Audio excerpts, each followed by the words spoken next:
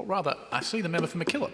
Thank you very much, Mr Speaker. And we're going to be speaking about something very similar anyway in regards to the Limestone Coast. And basically, it's been my pleasure to be able to speak about Country Cabinet, going down into the southeast, and obviously advocating for the Limestone Coast as a whole, but particularly for MacKillop.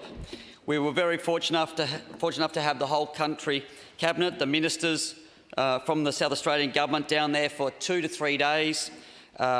When we started organising this, Mr Speaker, we started getting everything in place, and the whole community started getting excited by this whole process, the visits, the consultation, and the opportunity for my region to connect with state government for all of the things that we know that can be done through either state government, federal government or local governments.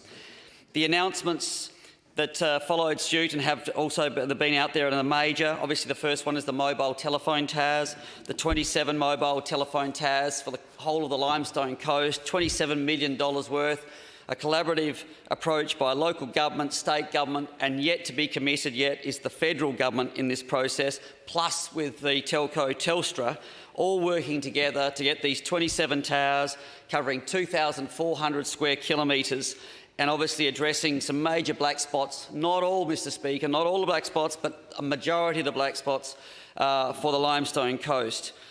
Since I've been in politics, which has now gone 5 years and going on to 6, we have seen some towers already roll out in MacKillop, and we've obviously welcomed them. It's been obviously one of those things we've just been working very hard to try and find traction there. But it would have taken us another 10 to 20 years at the speed that it was going to address what we've just done over the last week, and what's been rolled out over what happened last week on Thursday with the rollout at Millicent CFS. Then we went on to what was rolled out at Bordertown, and this is even more interesting, equally as important, Mr Speaker, in the regards to the housing shortage.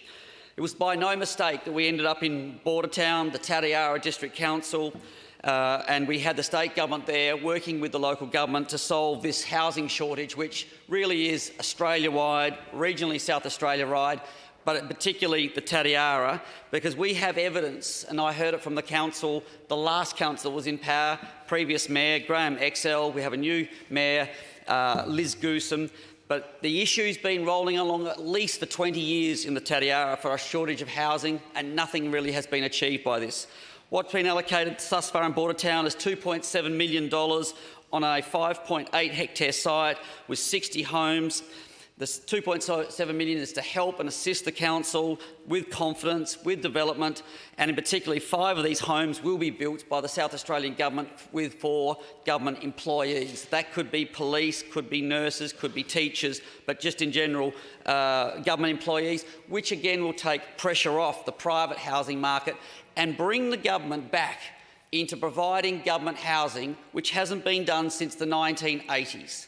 And look, and that is going to be a bit of a game changer. The state government here in South Australia, across both spectrums of political circles, have ignored this since the 80s. And we get to this sort of crisis point where we say, well, we can't even employ people in our region anymore, like teachers and doctors and nurses and fire people and alike, that all belong to the government, and they've been out there in the housing market, perhaps just adding to the stress of the lack of housing, and now we're seeing the government return to this area, and long may it work well, and I hope that the model we find for Bordertown is obviously be able to be rolled out right across MacKillop, Limestone Coast and the rest of the regional South Australia as a model that works and addresses this issue.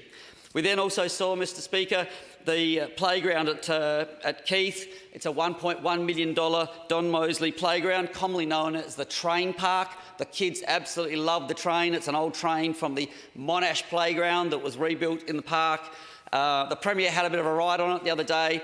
Premier allocated $250,000 to that $1.1 million build, and they were over the moon, and they're nearly there with all the funding they require for that $1.1 million. We also then just saw another rollout was the CFS, firefighting capabilities, 2 more spotter helicopters, overall announcement of, I think it's an extra 5 winged aircraft to the state's firefighting capabilities, taking it from 26 to 31. and that will only go all the better to cover off on what we know can be sort of tragic circumstances with the summer that's bearing upon us. It was all well received, Mr Speaker.